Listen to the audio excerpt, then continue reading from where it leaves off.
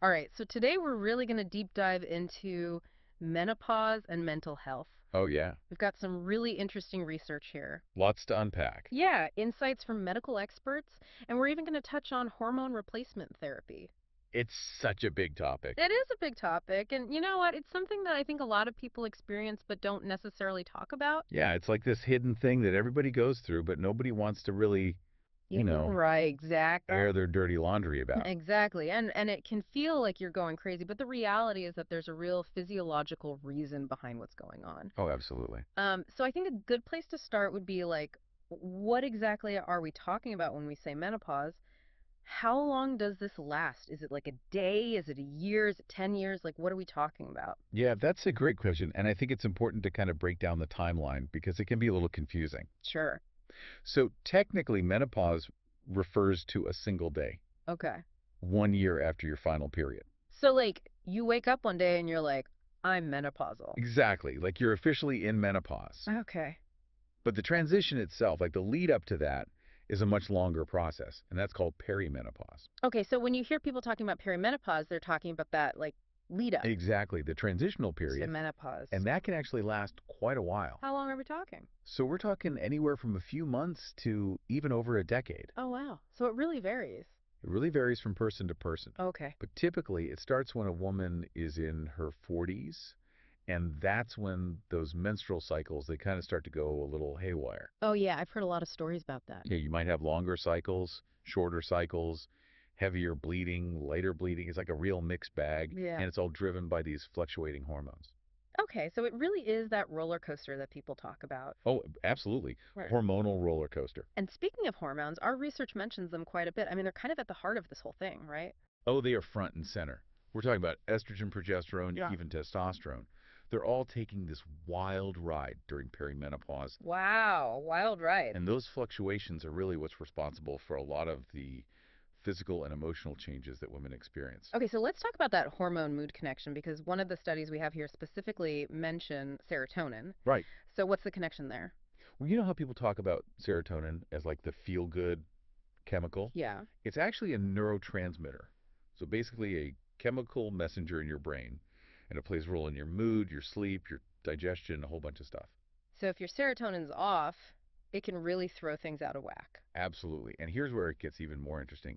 Estrogen, which starts to decline during perimenopause, directly impacts how much serotonin your brain is able to produce. Oh, wow. So less estrogen, potentially less serotonin, and that's where we see things like mood swings, anxiety, even depression. Exactly. It's a huge factor. Okay. But it's not just about mood. Estrogen actually has a ton of effects on different parts of your brain, Really? which explains why the symptoms of menopause are so varied. That makes sense. So, for example, take the hypothalamus. Okay. It's this tiny little region of your brain, but it plays a really important role in regulating things like your body temperature and your sleep wake cycles. Okay.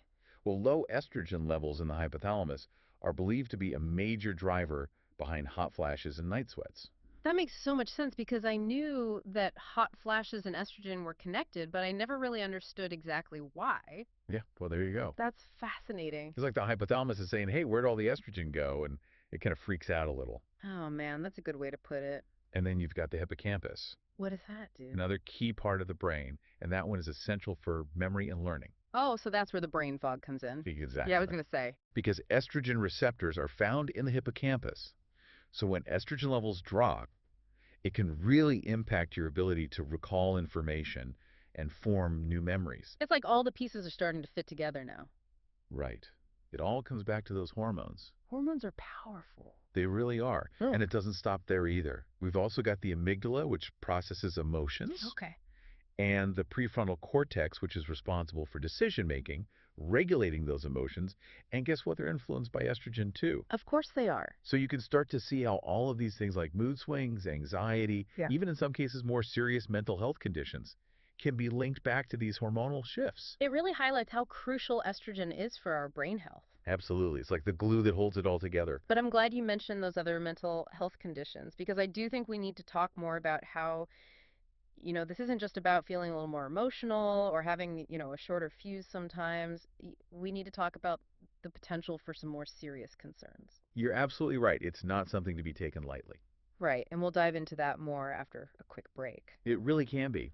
And, it's not uncommon for women to experience, heightened anxiety Right. during this time, or even, full-blown clinical depression. Yeah, that makes sense.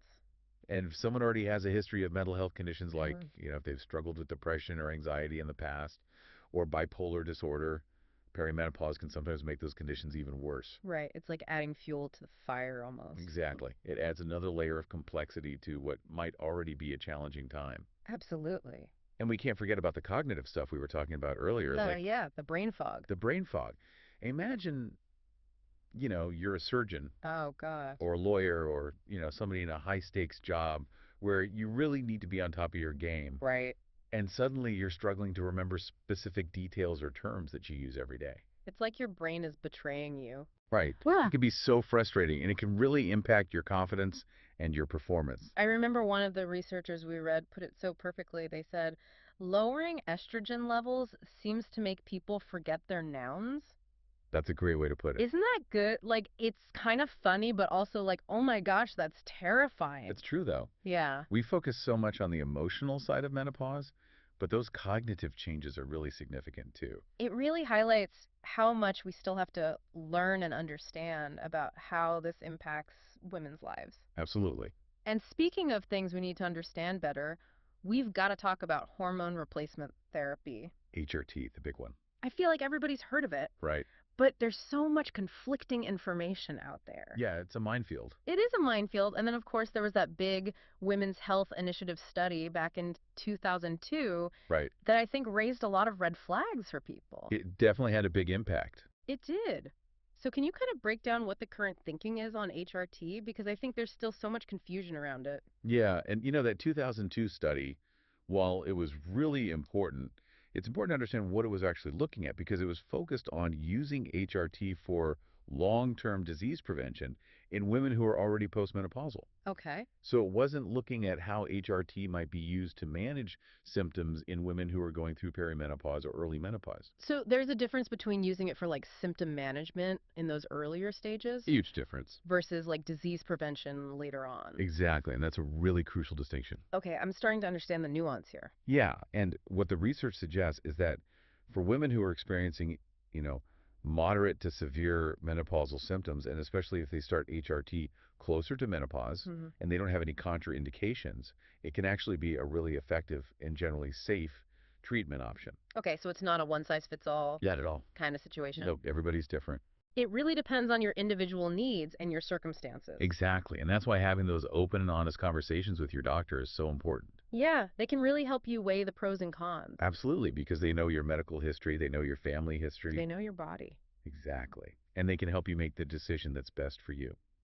And you mentioned contraindications. Are there certain situations where HRT might not be recommended? Yeah, for sure. I mean, just like with any medical treatment, it's not right for everyone. Right. So, for example, women who have a history of certain conditions like breast cancer or heart disease or blood clots, stroke, those are all things where, HRT might not be the best option. Okay, so again, it's really about talking to your doctor Always talk to your doctor. and figuring out what's right for you. Exactly. Because there are other options out there too. There are. Okay, good. Because I was going to say, what about those of us who maybe HRT isn't the right fit Right. or, you just want to explore other avenues? Yeah. There's a lot you can do. There are. And, there was some discussion in the research we looked at about alternative therapies like acupuncture, for example, Oh, yeah. or herbal remedies. Okay. And, some women find those to be really helpful. But I think it's important to approach those with a little bit of caution. What do you mean? Well, just because something is natural doesn't necessarily mean it's safe or effective for everybody. Right. It's really important to do your research. Okay. Talk to qualified practitioners, make sure your doctor is aware of anything you're trying. Because some herbs, for example, can interact with medications, Oh, right. or they can have unexpected side effects. So, it's always better to err on the side of caution. That's such a good point. It's like we're always looking for that quick fix, Right. but sometimes the natural thing isn't the right thing or the only thing. Exactly. Well, we've covered so much in this deep dive. We've talked about the hormonal roller coaster of perimenopause. We've talked about the impact that estrogen has on the brain. That's huge. It's huge. and all the different ways that it can affect our mental health. We've talked about HRT, we've talked about alternative treatment options. It feels like we're finally starting to have more open and honest conversations about this. I agree. And I think for too long, this has been such a taboo topic. It really has. Women have suffered in silence because they didn't feel comfortable speaking up or seeking help. Hmm. And I'm really glad that we're starting to see more research being done, more open dialogue, and, more resources becoming available to support women through this transition. Because knowledge is power, right?